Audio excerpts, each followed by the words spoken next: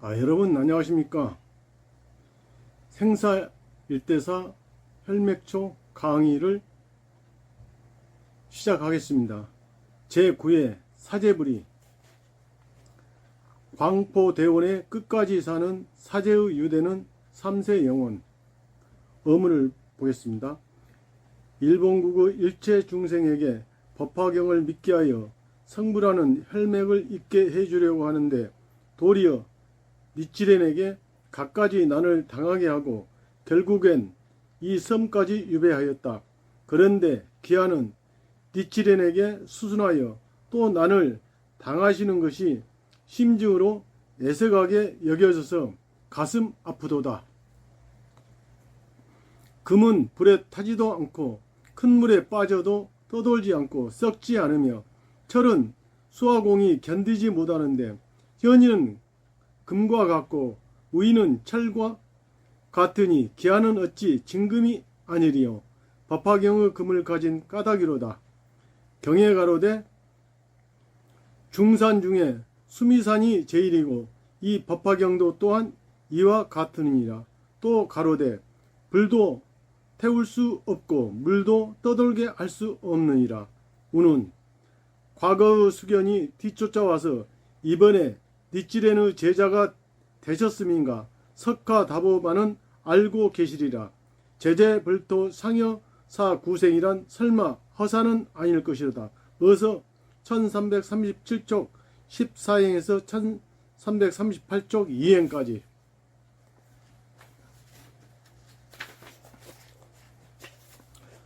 통해를 보겠습니다.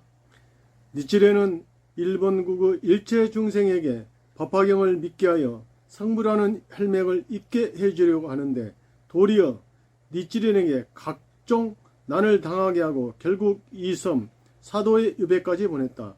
그런데 기아 사이렌모는 니치렌의 제자가 되어 따르며 또 난을 당하고 있다. 그 심중을 생각하니 마음이 아픕니다.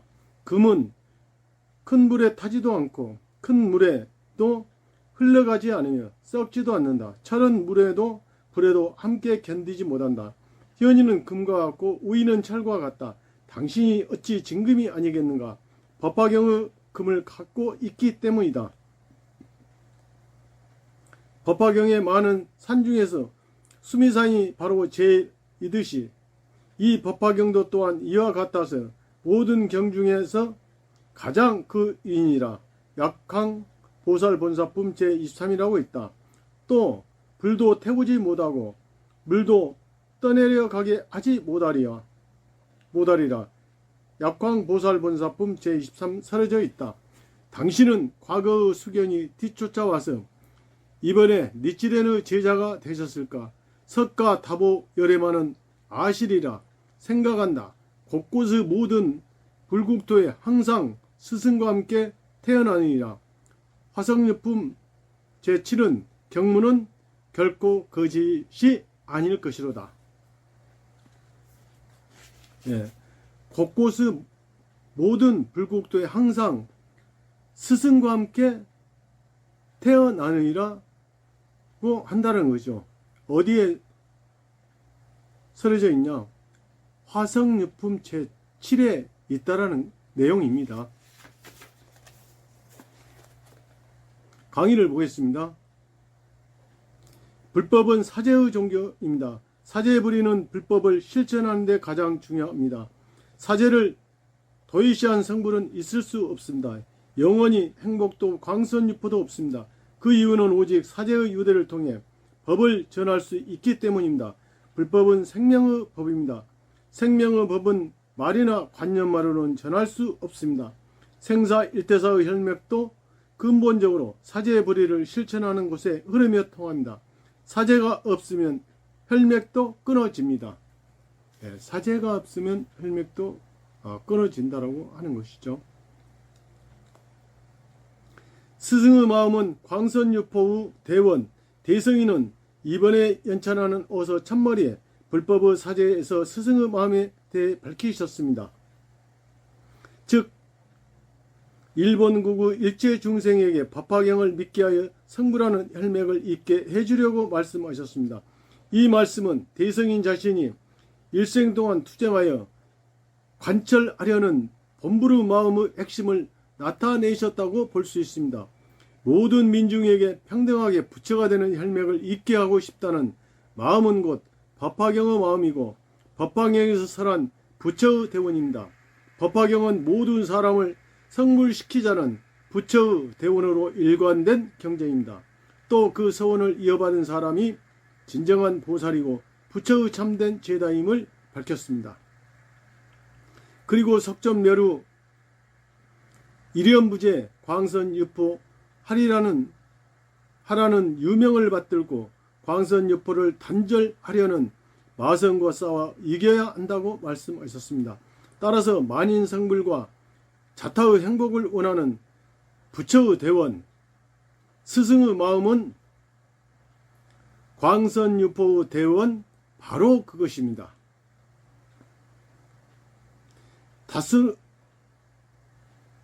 다스노구치 범난과 사도 유재 같은 대난을 만나자 스승의 마음을 모르는 제자는 대성인을 비방하고 퇴전했습니다. 사실과 허위는 대난을 만나야 엄연히 구별할 수 있습니다. 예. 다스노구치 범난과 사도 유재 같은 대난이 일어나자 많은 분들이 퇴전했다는 거죠. 부처님 니치렌 대성인 제세 당시에. 근데 진짜는 대난을 만나야 그 사람이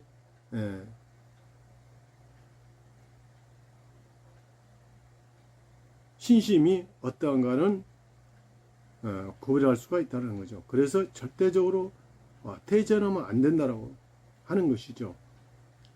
그래서 법화경을 수지하면 반드시 난이 나온다라고 부처님께서 말씀하셨거든요.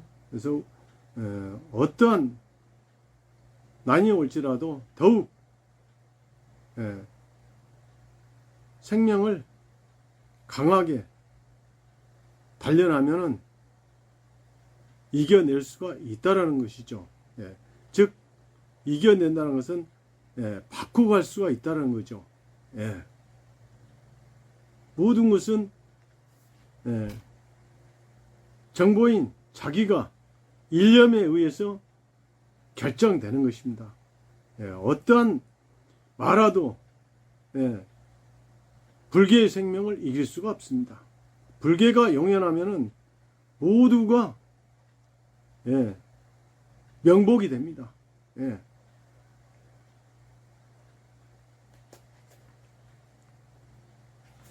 그래서 절대로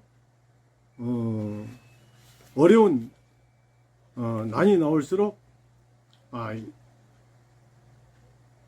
바로 이때가 내가 성장할 수 있는 계기라고 더욱 용맹 정진해야 된다는 것입니다. 대성인은 이 대난을 만나 사제의 본질을 밝히시고 스승의 대원과 마음을 함께하는 법문의 제자를 일으키셨습니다. 또 탄압으로 천중 999인이 퇴전했는데 굉장히 중요하죠. 천중 999인이 퇴전했는데 어서 907종 이라고 할 정도로 심각한 상태가 되어버린 제자들을 다시 일으켜 세우셨습니다. 사도에서도 대성인이 유배당한 몸이지만 법화경 행자로서 투쟁하는 확고한 모습을 보고 진금 같은 제자가 속속 탄생합니다. 그중 한 사람이 사이렌보입니다.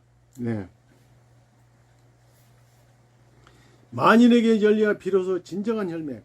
여기서 대성인은 만인에게 상부로 혈맥을 이어받도록 하겠다는 마음을 삼가 살펴보면 가장 중요한 점은 불법의 혈맥은 만인에게 열려 있다는 사실입니다. 이 혈맥의 본뜻은 아무리 강조해도 지나치다고 말할 수 없을 만큼 중요합니다. 왜냐하면 이 혈맥의 본뜻을 가릴 줄 아는가 모르는가가 인간주의의 세계 종교와 권위주의의 사종물을 분별하는 분수의 영역이기 때문입니다. 사이렌보는 당시 일본 천태종 혈맥의 실태에 의문을 품고 있었다고 추측됩니다. 입정 관초를 보면 고승이 혈맥 산승을 신비화해서 자신과 유파의 권위를 높이는 도구로 이용하거나 또는 고액으로 매매하는 등 혈맥 상승 자체가 부패와 타락의 원상이 됐습니다. 광포 대원의 불석 신명은 꼭 필요. 대성이는 도리어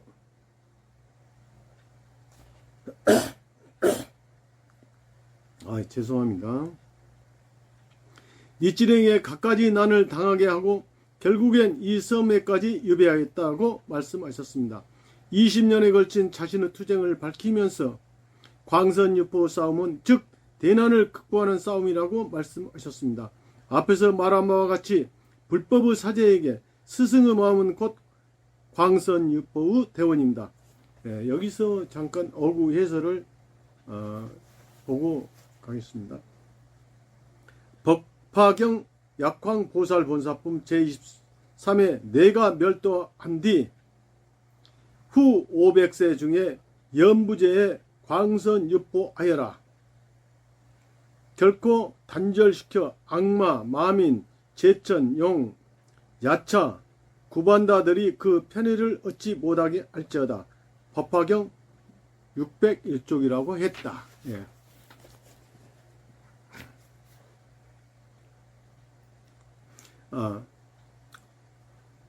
당세의 천태종의 학자는 천태의 석탑의 혈맥을 숨겨 없애는 거로 천태의 혈맥 상승의 비법을 망실해버리고 스스로 일심상관의 혈맥이라고 하여 자의에 맡겨서 책을 만들어 비단 주머니에 넣어 목에 걸고 상자 밑바닥에 묻어 고가로 매매하는 거로 사의가 극중에 유포하여 천태의 불법이 파시하느니라.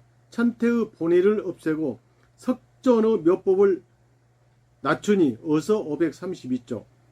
이 아까 입정 관초를 보면은 고승이 혈맥 상승을 신비화해서 자신과 유파 권위를 높이는 도구로 이용하거나 고액으로 매매하는 등 혈맥 상승 자체가 부패와 타락의 원상이 됐다는 것입니다.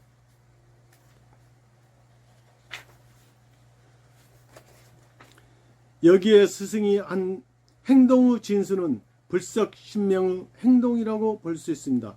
일체 중생의 생명이 탁해지는 악세 말법에서 정법을 홍통하면 생명을 이어가는 대난을 피할 수 없습니다. 그렇죠? 생명을 이어가는 대난이 피할 수 없다는 것이죠. 이 말법 악세의 정법을 홍통하면은 홍통하면은 넓히면 그렇죠. 그러나 깊어서 가로되 본래부터 알고 있었던 일이니라. 어서 910쪽. 이미 알고 있었다는 거죠. 말씀하셨듯이 대성이는 대난을 기쁨이라고 받아들여 정면으로 대항해서 승리로 이끄는 유연한 일생을 관찰하셨습니다. 도리어 니치렌에게 갖가지 난을 당하게 하고 결국엔 이 섬에까지 유배하였다는 표현에서는 어떤 대난에도 흔들리지 않는 사자왕의 마음이 넘쳐 흐르는 법, 근본, 불석 신명의 맑고 깨끗한 경애를 느낄 수 있습니다. 난을 극복하고 법화경을 수지하는 진금 같은 사람, 생사일대사의 혈맥처에서는 만인을 성불시키려는 광선유포 대원과 계속되는 대난을 극복하여 승리하는 불석신명의 행동 즉 말법의 광선유포 투쟁에서 스승의 마음과 행동의 진수를 밝히셨습니다. 사이렌모가 난까지 받으며 니치렌 대성인에게 수순한 것을 그런데 기하는 니치렌에게 수순하여 또 난을 당하는 것이 심중으로 애석하게 여겨져서라고 말씀하시며 사이렌모를 진금 같은 사람이라고 칭찬하셨습니다. 대성인은 순수하게 스승을 따르며 제자의 길을 걷는 사이렌모를 칭찬하시며 오직 사제불의를 실천하는데 불법의 일대사인 혈맥이 흐른다고 가르치셨습니다. 사이렌보 자신이 구체적으로 무슨 난을 받았는지 명확하지 않습니다. 그러나 사도에서 대성인을 스승으로 우러러봤던 제자들이 무언가 난을 받은 것은 확실합니다. 어쩌면 대성인의 생명을 노린 악인들이 문화들을 박해하지 않았을까 하고 상상할 수도 있습니다. 예를 들어 어세에서 아부스보 센니치니가 받은 고난에 대해 지두라는 모든 지두, 연불자라는 모든 연불자들이 니치레느 암자의 주하로부터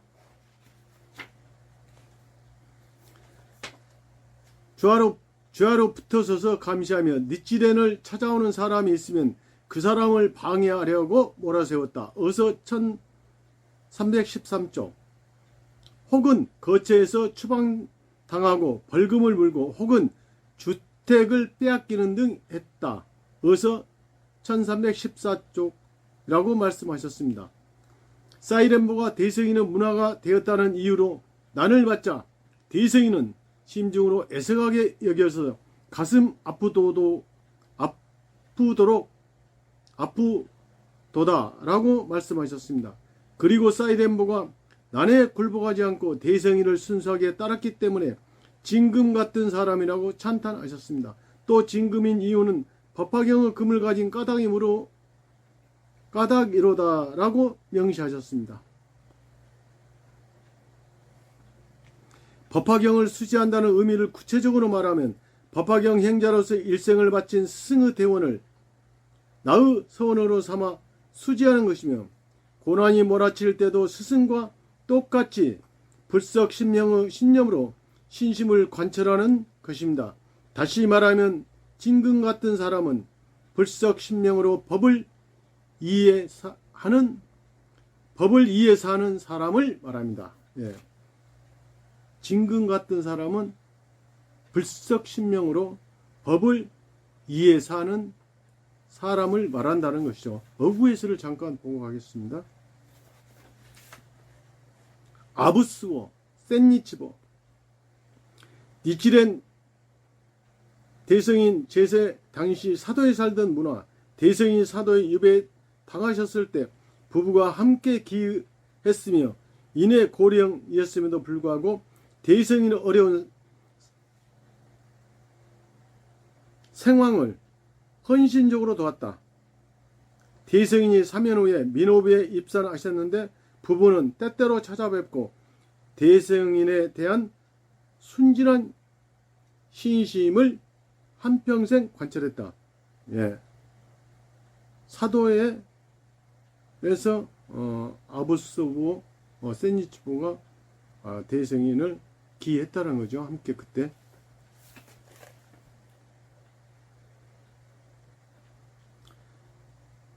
지두, 연불자들이 니치레는 암실의 주야로부터 서서 지나가는 사람마저도 방해하려고 책했는데 혹은 거처에서 추방당하고 혹은 과료를 물었고 혹은 주택을 빼앗기는 했는데 어서 1114쪽. 예.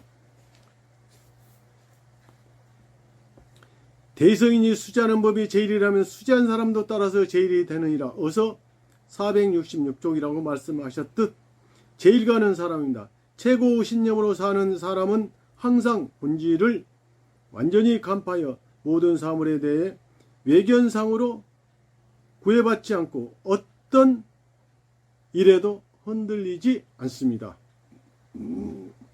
이에 반해 신념이 없는 어리석은 사람은 자기 중심이므로 항상 헤매고 고난과 장애에 쉽게 패합니다. 사이렌볼은 법화경이 최고 경전임을 깊이 이해했음에도 틀림없습니다. 이로 미루어 사이렌볼가 대성인의 징금 같은 제자라고 할 수 있는 근본은 스승을 순수하게 따르는 금강 불개와 같은 각오에 있었습니다. 사이렌볼은 사도에서 모든 경의 왕인 법화경을 여설 수행하면서 법화경의 마음 그대로 불석 신명으로 민중을 구제하는 진정한 법화경 행자를 뵙고 엄숙하게 감동을 느꼈습니다. 그것은 제자의 일본으로 생각하여 주신다면 공연하게 여기겠나이다. 어서 1340쪽이라는 사이렌부 말에 나타납니다.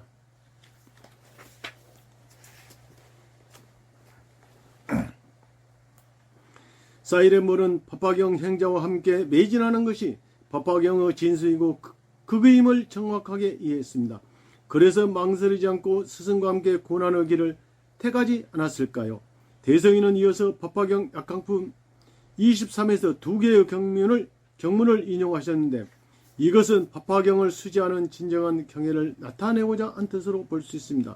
먼저 수지하는 법인 법화경을 가리켜 중산 중에 수미산이 제일이고 이 법화경도 또한 이와 같느니라고 했습니다. 묘법은 세계 중앙에 우뚝 솟은 수미산과 같은 이상 없는 최고의 법입니다.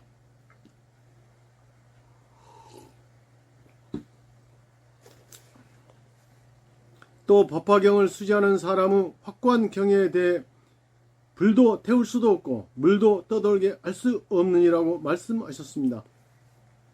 묘법을 수지한 사람은 가슴속에 불계라는 이대한 힘을 용인하기 때문에 어떤 고뇌와 고난에도 침범당하지 않고 당당히 이겨낼 수 있습니다. 법화경을 갖는다란 현인, 진금 같은 사람으로서 살아가는 기쁨과 즐거움을 갖는다라는 뜻입니다. 이런 상쾌한 긍지에서 난에 견디는 힘, 난을 극복하는 용기, 난을 이겨내는 지혜가 생깁니다. 사제는 3세의 수견, 대성인은 사도에서 진금 같은 제자가 된 사이렌부의 수견의 깊이에 대해 과거 수견이 뒤쫓아와서 이번에 니찌렌의 제자가 되셨음인가 하고 말씀하셨습니다. 그리고 대성인은 불가사의한 수견을 오직 석가불과 다보열애라는 부처만이 아시리라고 말씀하셨습니다. 화성육품의 경문에 비춰보면 법화경을 수지한 사제의 기쁜 수견은 틀림없는 진실이라고 말씀하셨습니다.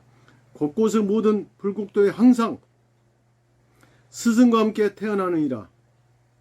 법화경 317쪽 한 그 경문에는 사제의 유대가 얼마나 기쁜지 잘 나타나 있습니다.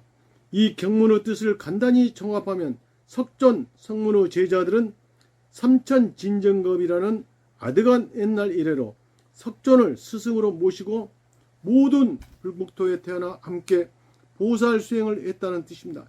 여기서 중요한 것은 성문의 제자들이 이미 과거세의 보살행을 거듭해온 보살이라는 사실입니다. 성문들은 이 설법에 따라 자신이 본 뒤 보살의 경애에 있었음을 회상합니다.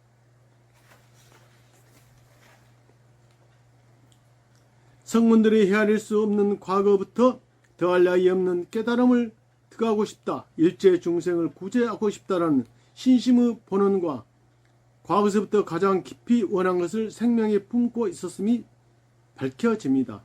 이를테면 성문들은 아득히 먼 과거세 이래의 대원을 상기함으로써 스승과 똑같이 보살 수행을 하는 자신을 발견하고자 자각합니다. 이 경문은 참으로 자타가 함께 성불, 자타가 함께 행복이라는 인간의 가장 기쁜 소원을 실현하기 위해 투쟁하는 사제관계가 영원하다는 것을 밝힌 것입니다. 진정한 스승은 이 인간 생명의 가장 기쁜 소원을 상기시켜 주시는 분입니다. 그리고 참된 제자는 스승의 가르침을 따라 이 가장 기쁜 소원, 이 내 소원임을 상기하고 그렇다 하고 마음 깊이 받아들여 스승의 마음대로 행동하는 사람입니다. 광선유포를 위해 함께 투쟁하는 사제는 이와 같이 생명 깊이 이어지는 가장 견고한 사제지간이 됩니다. 광선유포를 위해 투쟁하는 사제의 깊은 경애는 영원한 불경입니다. 즉 분투하는 사제는 구식시방 진여의 도라는 대경애에 함께 삽니다.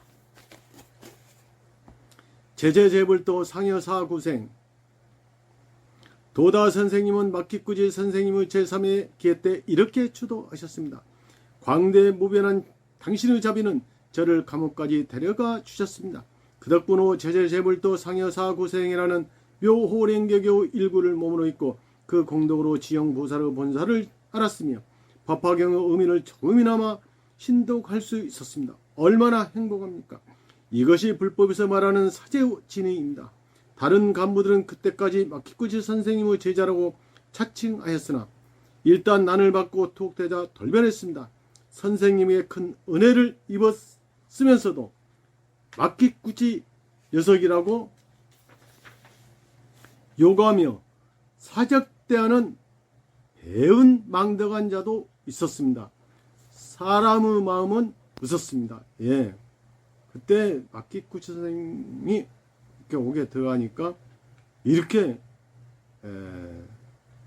욕을 하고 이런 배은망덕한 자도 있었다라는 것이죠. 그러니까 그 난이 올 때 그 사람의 신심이 진짜인지 아니가 알 수가 있는 거죠. 네. 그런 사람들 가운데서 진정한 제자 도다 선생님만이 광대무변한 당신의 자비라고 깊고 존귀한 사제의 유대를 깊게 자각하셨습니다. 이 존귀한 사제가 바로 창가의 혼입니다. 창가 학회는 이 혼이 있는 한 영원히 발전합니다. 이 창가학회 3대 사제의 혼을 근본으로 삼아야 비로소 광선유포 기반을 완전히 닦을 수 있습니다. 도다 선생님은 마키쿠지 선생님과 함께 감옥에 가서 지용보살의 본사 법화경의 의미를 알았다고 말씀하셨습니다. 그 본질이 이 제재제불도 상여사구생입니다. 스승도 제자도 영원한 보살행에 산다는 기본 정신이 없으면 법화경의 본질은 존재하지 않습니다. 어느 날 도다 선생님은 강의하면서 알기 쉬운 표현으로 이렇게 말씀하셨습니다. 내가 일본이 완전히 망했을 때 갈 테니 자네들도 가지 않겠는가? 라고 했더니 네, 가겠습니다. 그래, 그럼 가볼까? 하며 모두 나왔습니다. 어디에서나 모든 불도에 반드시 스승과 함께 태어난다고 하는데 그것은 거짓이 아닙니다. 스승과 제자는 반드시 함께 태어난다고 합니다. 이 대성에 있는 말씀에 생각하면 참으로 여러분에게 감사합니다. 약속이 있었기에 함께 태어났습니다. 대성에는 과거 모량겁도 지금까지 일의 사제의 계약이 있었음인가? 어서 1340쪽이라고 말씀하셨습니다. 사제는 3세의 수견입니다. 광선유포를 위해 힘껏 싸우면 그 기쁜 인연을 확실히 느낄 수 있습니다. 니치렌 불법의 정수인 투쟁하는 사제 정신을 현대에 소생시킨 사람이 창가학회 초대 2대 3대 회장입니다. 법화경과 니치렌 불법 사제의 혼은 창가학회가 출연하지 않았으면 무너져 버렸다고 해도 결코 과언이 아닙니다. 잠깐 어구 해설을 읽고 가겠습니다. 구식 시방진여의 도, 그러니까 구식 시방진여도 나왔죠. 불계가 영연한 생명 상태를 나타내는 말이라는 거죠. 구식 시방진여도가. 구식은 생명의 작용을 9개로 나눈 가운데서 가장 근본이 되는 제9식을 말합니다. 시망은 생명작용의 중심적인 것으로 심소, 심수에 상대하는 말, 진여는 부처가 깨달은 진실, 진리, 구식은 생명의 중심적인 작용이므로 시망이라고 하며 상주불변하는 진리인 진여와 일체이므로 시방, 진여라고 한다. 이들은 모두 생명의 본래 내재하는 불계를 나타낸다. 도는 희망의 소재를 왕이 사는 도성에 비유한 것이다.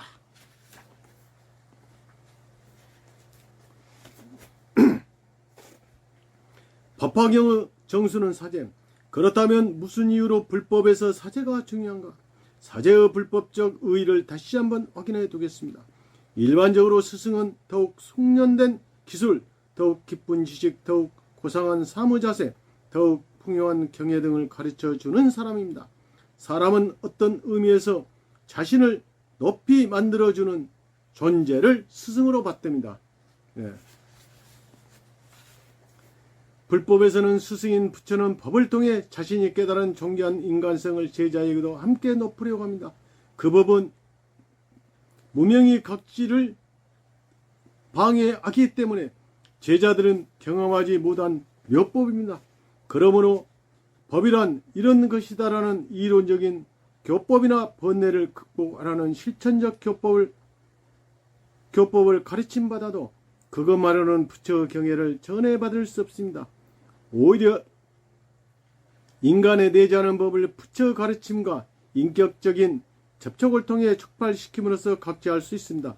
이것을 법이 전해진다고 합니다. 불법에서 사제가 중요한 이유는 바로 여기에 있습니다. 법은 사제라는 인간 대 인간의 유대를 통해 전해지고 법을 근본으로 한 인간 혁명이 가능해집니다. 생사 일대사의 법을 전하는 혈맥에 대해 논하신 이 어서에서 대성인과 사이렌 모두 깊은 사제 관계를 언급해야 할 필연적인 이유도 여기에 있다고 볼 수 있습니다. 따라서 불법은 인간을 떠나서 초월적 존재나 신비적인 존재로서 스승을 세우지 않습니다.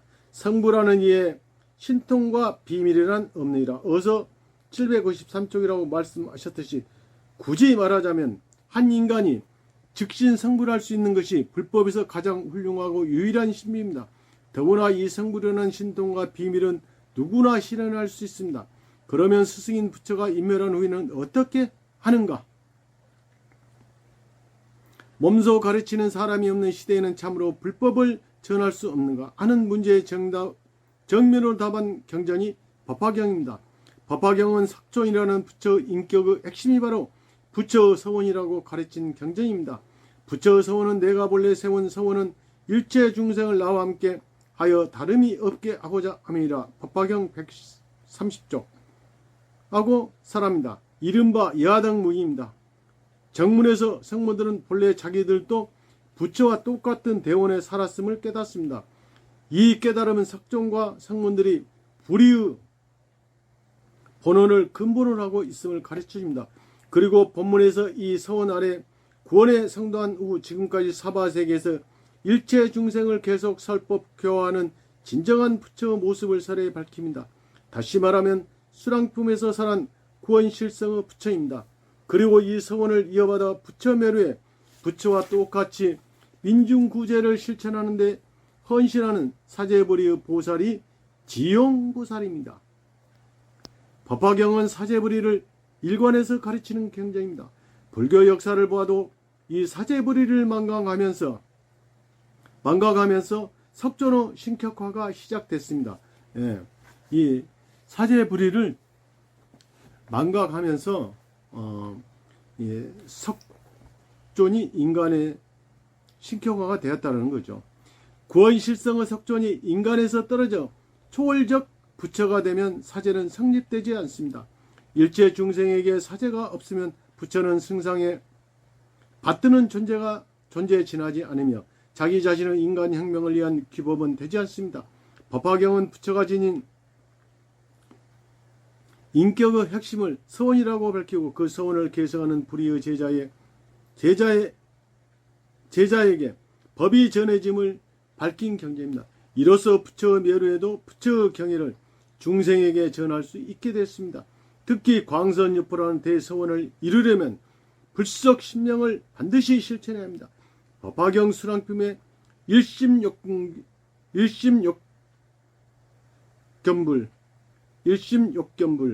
부자석신명, 법화경 490쪽이라고 설했으며 부처 멸후일지라도 불석신명을 실천하는 곳에 석존이 출현한다고 설했습니다. 이와 같이 광부대원과 불석신명이라는 부처가 지닌 인격의 핵심을 실천하는 사람에게 부처 멸후에도 부처의 경애가 전해집니다. 부처 멸후에도 부처의 경애가 전해진다는 거죠. 불석신명.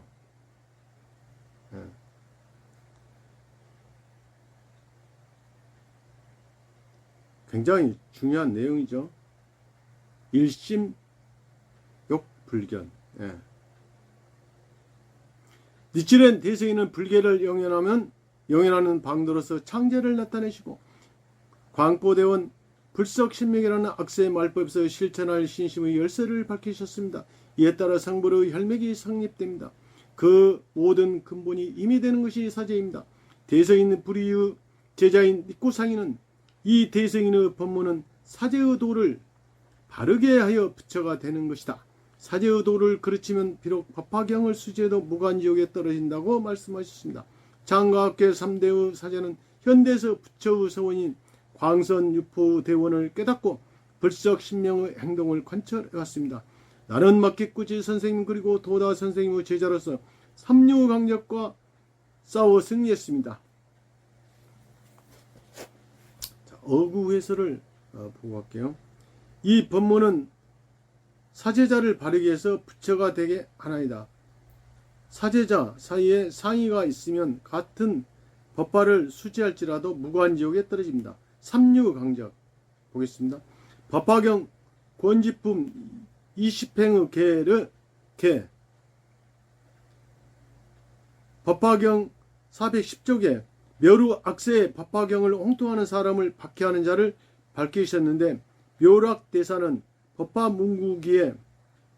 법화문구기에서 속중 증상만을 제가의 박해자, 속중 증상만, 도문 증상만 출가의 박해자, 참성 증상만 성인을 가장하고 사람들에게 존경받으며 박해하는 사람 등 이 세 종류로 분리했다는 거죠. 속중 증상만, 도문 증상만, 참성 증상만. 이게 삼리의 강적이라는 것입니다. 단호히 제자가 이긴다는 역사를 이루겠습니다. 도다 선생님에게 모두 승리했습니다 하고 당당하게 보고할 수 있습니다. 아무런 후회도 없습니다. 막기꾸치 선생님과 도다 선생님 또 도다 선생님과 나 장각회는 3대에 걸쳐 불법의 진수인 사제 불의를 이루어냈습니다. 장가의 사제가 승리했기에 법화경에서 설하고 대성인이 유명하신 이련무제 광선유포 즉 세계 광선유포를 현실적으로 열 수 있었습니다. 사제가 상의하면 무슨 일도 이루지 못합니다. 사제가 하나가 되면 모든 대원을 성취할 수 있습니다. 사제는 최강 우적 승리의 환희입니다. 제10회 본화지용후 2위까지 하겠습니다. 생명에 본유한 못법의 힘으로 만인을 구하는 참된 보살행을 어문을 보겠습니다. 특히 생사 일대사의 혈맥 상승에 대하여 물으심은 선대미문의 이르니 참으로 존귀하도다. 이문에 자세히 써놓았으니 깊이 이해하시라. 오직 남묘호랭개교 석가다보 상행보살 혈맥 상승이라고 수행하시라.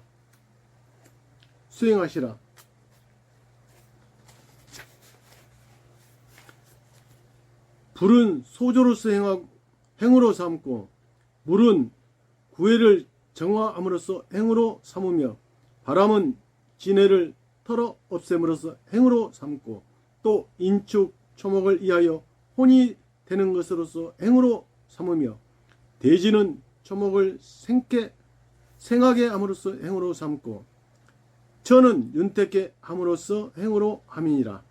묘호랭개교 오자도 또한 이와 같도다. 본화지용의 이익이 이것이니라. 상행보살은 말법금시에 이 법문을 홍통하기 위하여 출연하신다는 것이 경문에는 설해져 있는데 어찌된 일일까? 상행보살은 출연할 것인가? 출연하지 않을 것인가? 니치렌이 먼저 대략 홍통하느니라. 어서 1338쪽 3행에서 8행까지. 자, 통해를 보겠습니다.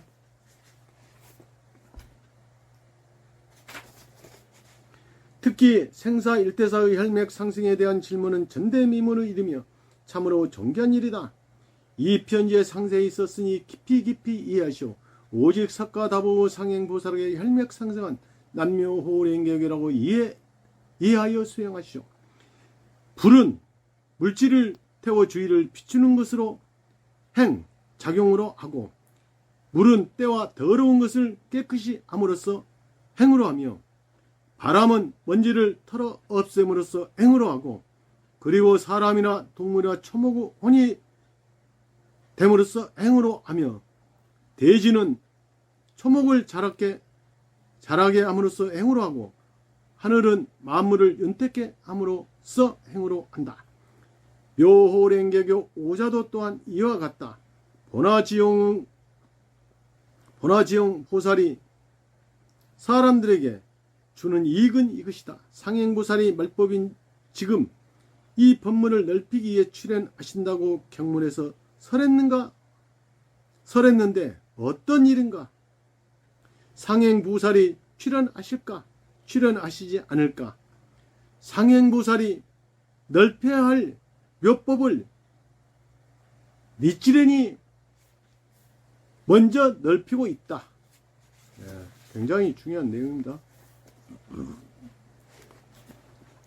강의를 보겠습니다. 전 인류를 생명의 근저에서 소생시킨다. 전 세계를 진실한 평화 낙토로 변형한다. 이것이 법화경의 근본 목적입니다. 그리고 이 근본 목적을 자신의 소원으로 해서까지 싸우는 사람이 지영보살입니다. 말법 탁세의 사바세계에서 고뇌에 빠진 중생에게 희망의 빛을 비춰주고 생명력이 이 몸속에서 용솟음 칠 때까지 자애와 용기로 관계를 지속한다. 그 사람의 생명에 갖춰진 선의 힘을 끝까지 믿고 불성을 일깨우는 성실한 대화를 관철해서 절대로 단념하지 않는다. 이렇게 내 생명에 묘법의 역용을 체현하기 때문에 민중의 큰 바다에서 끈기 있게 행동하고 인격을 발휘하여 사람들의 불성을 자극할 수 있습니다. 법화경은 이런 진정한 실천자가 말법에 반드시 무수히 나타난다고 단언합니다. 인간을 내면에서 근본적으로 구하는 생명의 달인이 바로 지영보살입니다. 인간을 내면에서 근본적으로 구하는 생명의 달인이 바로 지영보살이라는 것입니다. 굉장합니다. 그 지혜와 행동은 자타의 불성을 믿는 기쁜 신념과 철학으로 유지됩니다. 그 신념과 철학으로 아집과 숙명을 타파하고 우주가 본래 지닌 자비의 힘을 내 생명에 가득히 채울 수 있습니다. 그것이 지영보살에게는 끊임없이 흉금을 울리는 빛나는 인격과 민중구제를 실천하는 그칠 줄 모르는 행동력의 원천입니다.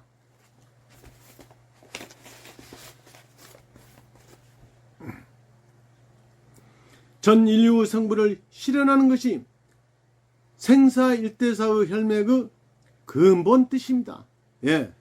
전 인류 성불을 실현한 것이 생사일대사 혈맥의 근본의 뜻이라는 것입니다. 이 점을 애면한다면 아무리 법화경을 읽는다 해도 오히려 성불의 혈맥을 스스로 폐쇄하는 꼴이 되고 맙니다.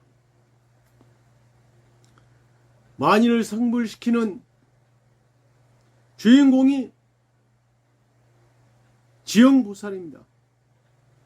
그러므로 나는 지영보살이다라고 자각해서 그 사명을 수행하기 위해 스승과 함께 일어섰을 때 정말로 법화경을 신독할 수 있습니다. 생사일대사의 활용 정점은 상행보살을 상수로 하는 지영보살이 사제를 실천하는 데 있습니다. 이번에와 다음 회에는 그 깊은 뜻에 관한 어문을 살펴보겠습니다. 실천이 불법의 생명선. 아무리 좋은 지도와 좋은 철학 서적을 봐도 자신이 실천하고 수행하지 않으면은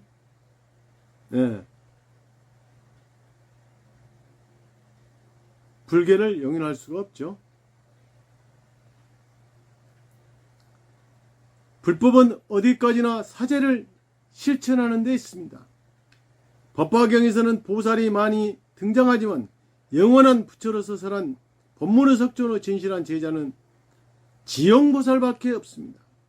그 상수 최고 지용보살의 리더가 상행보살입니다. 법화경은 석존에서 상행보살로 즉 구원의 경지를 밝힌 스승에서 법문의 제자로 부처간 경전입니다. 대성이는 사이렌보우 구도심을 특히 생사 일대사의 혈맥 상승에 대하여 무리심은 선대미문의 이른이 참으로 존귀하도다라고 칭찬하신 후 오직 남묘호랭개교 석가다보 상행보살 혈맥 상승이라고 수행하시라고 말씀하시며 남묘호랭개교를 수행하라고 장려하십니다. 이 구절은 생사 일대사 혈맥이란 무엇인가? 라는 질문에 대성이 답변하신 결론을 실천적 관점에서 명쾌히 나타내셨습니다. 다시 말하면 석과다보 이불에게 부척받은 상행보살의 넓히는 그대로 남묘호랭개교를 수행하는 것이 생사일대사의 혈맥을 이어받는 요체임을 밝히셨습니다. 남묘호랭개교 수행은 상행보살이 말법에 출연해서 실천하는 대로 사제불의를 실천하는 수행이고 사제불의를 실천하는 수행이고 상행보살이 설하는 여셀 수행이어야 한다고 가르치시며 격려하셨습니다. 그리고 상행보살과 사제불의를 수행함으로써 나타나는 남묘호랭개교 여경을 남묘호랭개교 여경을 지수화풍공 5대 여경을 근거로 밝히셨습니다. 아까 지수화풍공 본래 갖춘 자비의 힘을 표현합니다. 또 이 5대 여경은 묘호랭개교 여경이며 번화지용의 공덕이라고 말씀하십니다. 요건대 번화지용 보살은 생명에 본유한 묘법으로 묘호랭개교를 넓히고 중생에게 공덕을 줍니다. 그리고 이상과 같은 남묘호랭개교와 수행과 역경을 최초로 나타내고 실천한 상행보살은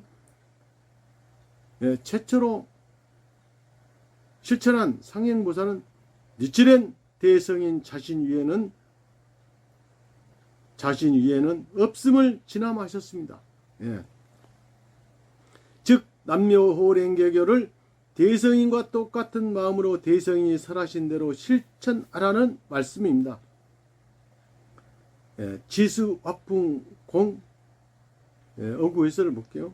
고대 인도 사상이며 우주 만물을 구성하는 5가지 원소라는 거죠. 지수화풍공.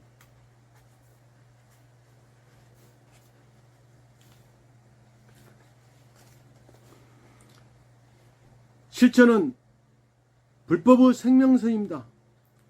실천이 없으면 안 되죠. 관념적으로 갖고만 있으면 안 되죠. 실천이 없는 종교는 관념적인 유의에 지나지 않습니다. 관념적인 유의에 지나지 않죠. 실천이 없으면. 혈맥 상승이라고 하지만 결국 상행 부처구 법인 남묘호랭개교를 여설 수행해야 한다고 가르치셨습니다. 여설 수행 없는 혈맥 상승은 절대로 있을 수 없습니다. 이 하나만 보더라도 이상한 혈맥 상승을 설하고 민중을 그 휘하에 종속하려는 사종문이 니치렌 대성인의 불법에 얼마나 이배되는지 명백합니다. 사종문을 얘기하는 겁니다. 5대 여경에 따라 지용의 이익을 나타내다. 5대 여경. 아까 지수화풍구 나왔죠. 남묘호랭개교 여설 수행은 어떤 것인가? 대성인은 그것을 명백히 하려고 지수, 화풍, 공 5대 작용을 밝히셨습니다. 불은 소조로서 행으로 삼고, 즉 불은 물질을 태워 광명이 되어 만물을 비춥니다. 불은 물질을 태워 광명이 되어 만물을 비춘다는 거죠.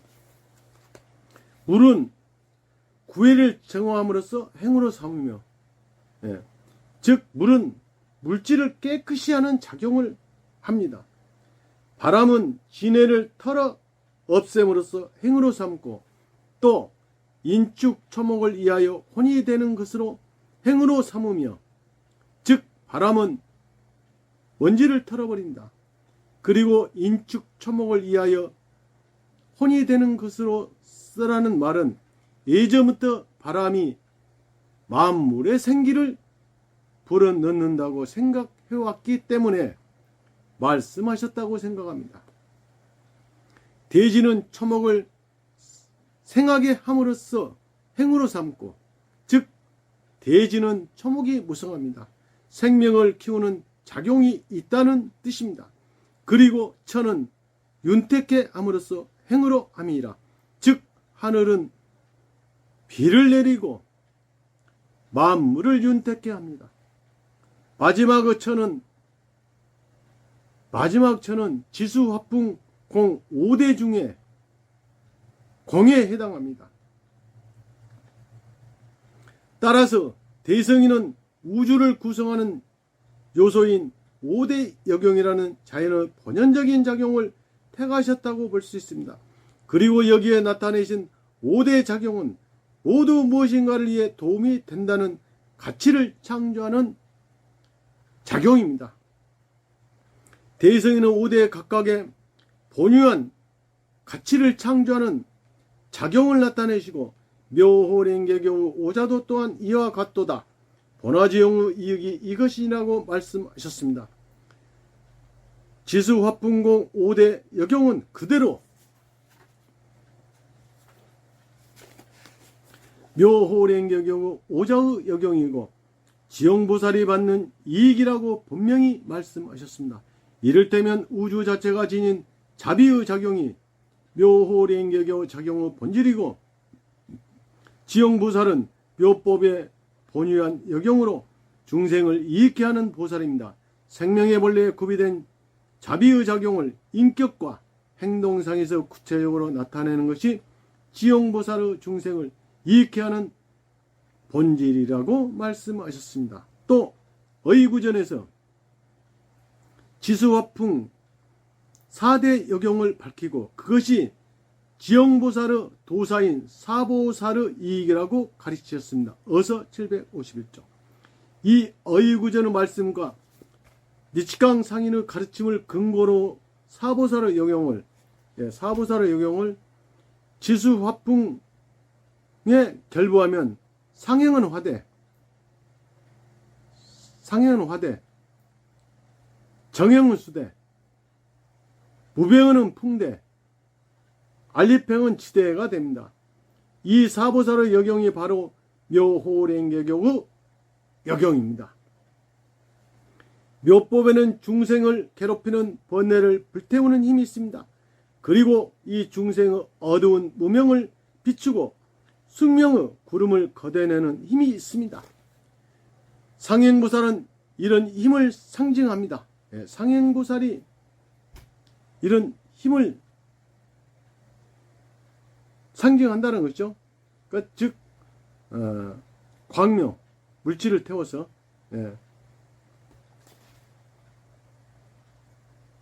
또 묘법에는 오탁에 물들지 않고 부처 청정한 생명을 용연시키는 여경이 있는데, 이것이 정행보살입니다.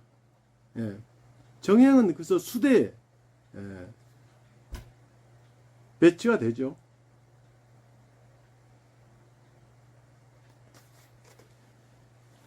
그리고 무변행보살은 어떤 미혹이나 고뇌도 날려버리고 무슨 일이 있어도 절대로 막히지 않는 상쾌한 자유자재의 경지를 확립시키는 여경이 있습니다. 무변행. 그래서 무변행은 풍대에 배치가 되죠. 또 알리팽 보살은 번뇌와 생사의 미혹을 불식하고 어떤 일에도 분동하지 않고 풍부한 생명력으로 모든 것을 키우는 힘이 있습니다. 그래서 지대가 되죠. 네.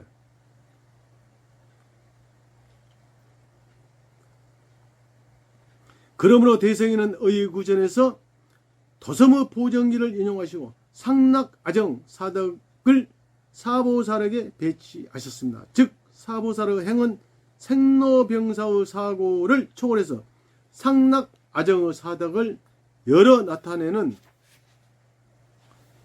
지용보살의 실천을 나타낸다고 볼 수 있습니다. 예, 상락아정. 예. 잠깐 여기서 어구해설을 보고 하겠습니다.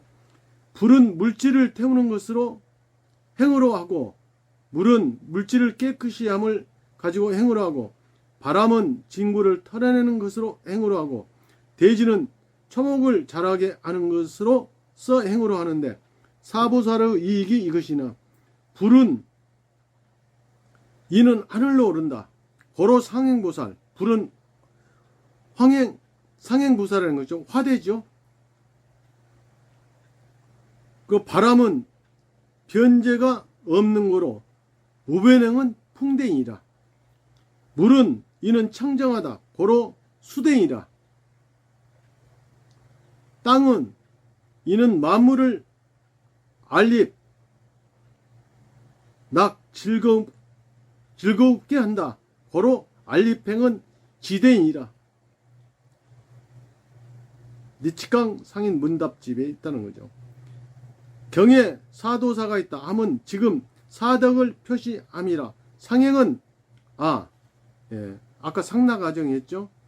상락아정에서 상행은 아를 표시하고 무변행은 상을 표시하고 정행은 정을 표시하고 알립행은 낙을 표시함이라. 어서 750조. 그래서 상락아정 아시죠? 또 보정기를 이용하여 사보살의 이름이 생사적 열반, 번뇌적 보리의 경지를 나타낸다고 시사하셨습니다. 이어서는 생사 일대사 혈맥을 고찰하셨으므로 그 참고로서 사보살과 생사관계를 나타내는 보정기 글을 살펴보겠습니다. 어느 때는 일인에서 이 사의를 갖춘다.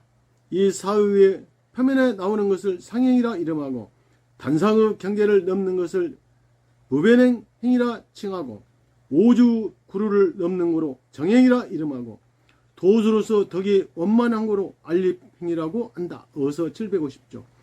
이사는 육도 중생이 겪는 분단의 생사와 보살, 이승이 겪는 변혁의 생사를 말합니다. 이사의 표면에 나오는 것은 두 가지 생사를 초월하는 것으로서 이미 논한 불계의 생사를 반복하는 것입니다. 다시 말하면 영원한 생명을 실감하면서 생사를 반복하는 생도환희, 사도환희의 경애입니다. 지용보살은 영원한 묘법에 따라 살기 때문에 진정한 주체적 경애에 있을 수 있습니다. 또 단상의 경계를 넘는 것은 단견과 상견이라는 그릇된 생사관을 뛰어넘어 생사의 공포와 집착에서 벗어난 경애입니다. 그리고 오주 구루를 넘는 3개의 오주 구루를 넘는 3개의 중생을 생사에 집착해 하는 5가지 번뇌에서 벗어나는 것이며 도수로서 덕이 원만한 거로 부처가 깨달은 원만한 경지에 근본을 둔 것입니다. 한마디로 이들은 번뇌적 불이 생사적 열반이라는 중생 자신의 생명을 변혁하는 작용을 나타냅니다. 상행 등 사보살 이름에 있는 행은 생명을 변혁하는 수행을 표현합니다.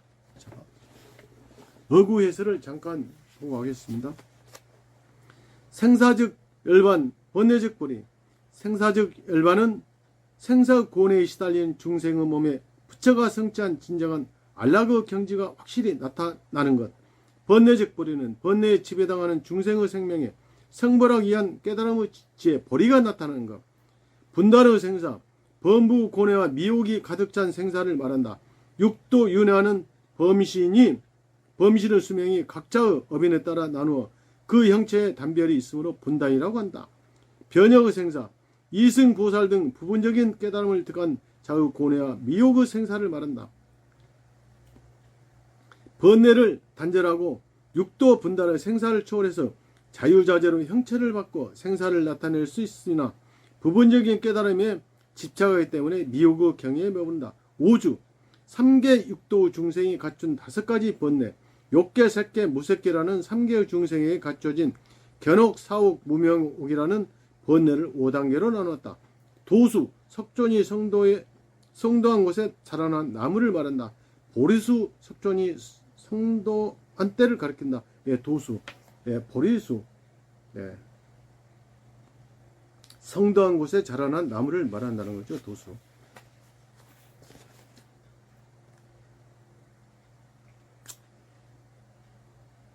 보살부르경연.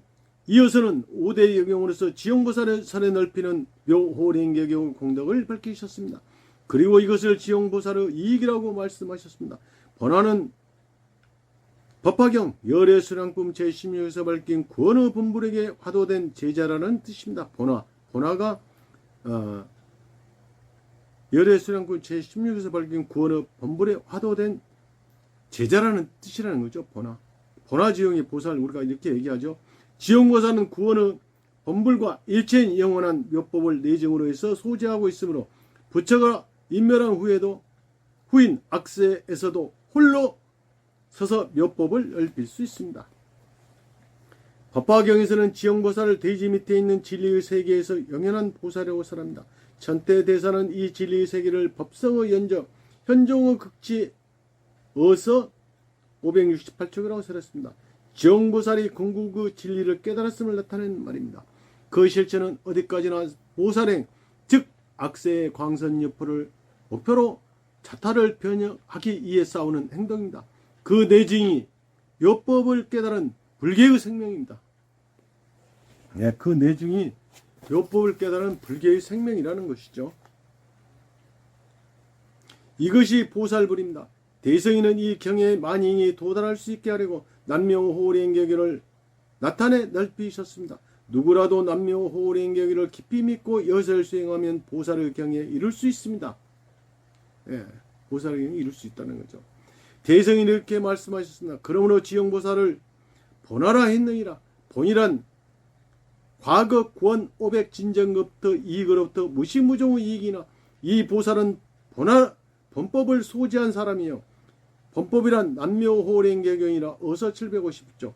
여기에 본법을 소지라고 남묘호랭개경을 수행하는 지용보살은 이미 묘법을 소지했습니다. 그래서 한 사람에서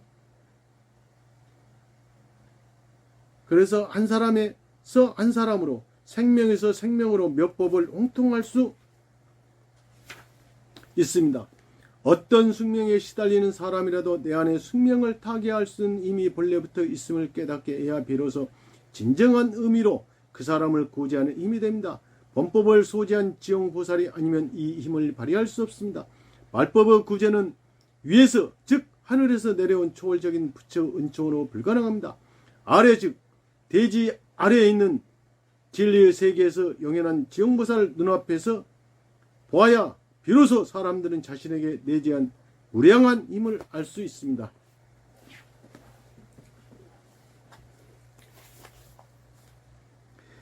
세계 지용의 보살의 진열이 장각계의 실천이 보살행을 현대에 소생시켰습니다. 막기구치 선생님은 다음과 같이 말씀하셨습니다. 신자와 행자를 구분해야 한다. 믿고 기원하기만 해도 공덕이 있는 것은 틀림없으나 단지 믿는 마음으로 보살행은 될 수 없다. 나만 공덕을 얻고 남에게 베풀지 않는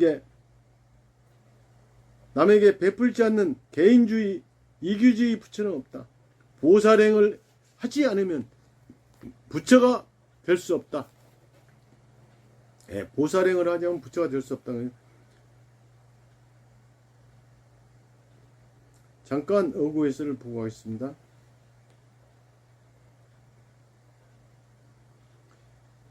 법성의 연저,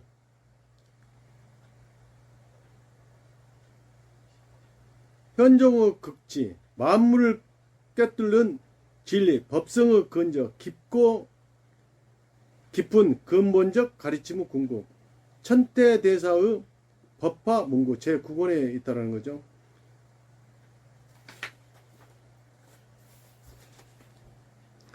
마키쿠지 선생님은 니치렌 대성인 불법의 본의가 보살행임을 하시고 몸소 실천하셨습니다. 당시 정문에는 보살행이 없었습니다. 불법의 힘은 현실에 사는 인간의 모습을 통해 현증을 보이지 않으면 증명할 수 없다는 것이 마키쿠치 선생님의 탁경입니다.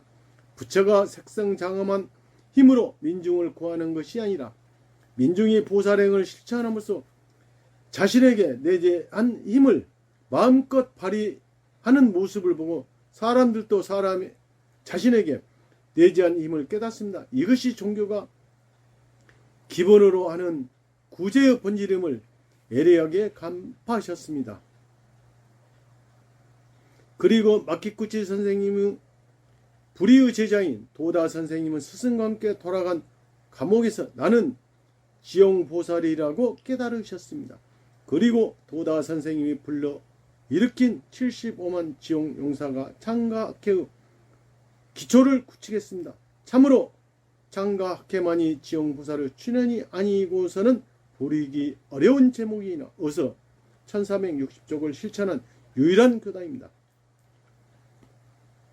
그리고 현재 광선육보를 실현하고자 세계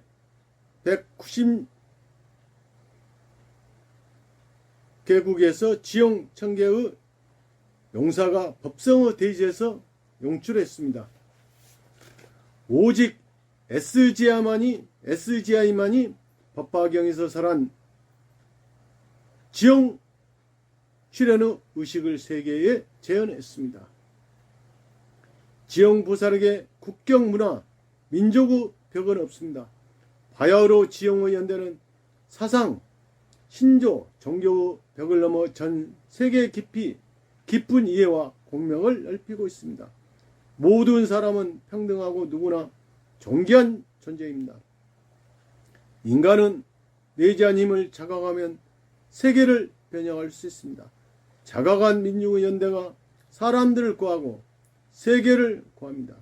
세계가 이 지용의 본질을 기리어 칭찬하는 시대가 도래했습니다. 니치렌 대성인의 민중불법을 모두 원하는 시대가 왔습니다. 이제 우리 창가의 사제가 지용보살의 특성인 민중의 저력을 드디어 만천하에 발휘할 때입니다.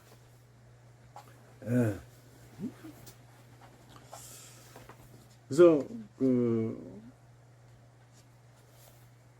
오늘 이제 여기서 까지 하고요. 다음에 제11회 상행보살을 하겠습니다. 그래서 저도 오늘 자담회를 갔다 왔는데요. 마스크를 써서 얼굴에 좀 표시가 났을 수도 있습니다. 그래서 오늘 여러분과 함께 생사일대사 혈맥초 강의를 통해서 지용보살의 사명, 즉 우리가 광선유포라는 이런 스승과 함께 하는 이런 투쟁, 아까 그 삼류의 강적이 나왔죠. 도문 증상만, 속중 증상만, 참성 증상만. 요즘 시대의 그 사문을 들어서 많이 또 우리 사람들을 또 현혹시키고 있죠. 그래서 생사일대사 혈맥초를 통해서 저도 더욱더 많은 사람들에게 이 불법을 남녀 호랭개교를 알려줘서 정말로 이 지금 오탁 악세 아닙니까? 예. 겁탁, 번뇌탁, 시대탁, 예. 겁탁, 시대가 탁한 걸 얘기하죠. 또 중생탁, 또 견탁, 예. 사상, 예. 철학이 올바른 철학이 넓혀져야 되는데 그것을 미혹되어 있어서 하는 그런 견탁, 또 명탁, 색수 상행식 오음에 의해서 사람들의 그런 이런 시대에 우리가 더욱더 남묘호랭개교 부처님께 연을 맺어서 근행, 창제, 실천하고 또 자타 함께 또 행복해질 수 있는 법을 알려주는 것은 결국은 각자가 모든 어려움에 도전해서 그 결과물을 실증으로 나타내 보여주면 된다라고 저는 생각을 합니다. 그래서 저도 많은 지금 그런 병고에 시달리고 있지만은 반드시 이것을 모든 사람들에게 보여줘서 남묘호랭개교는 참 대단하다라는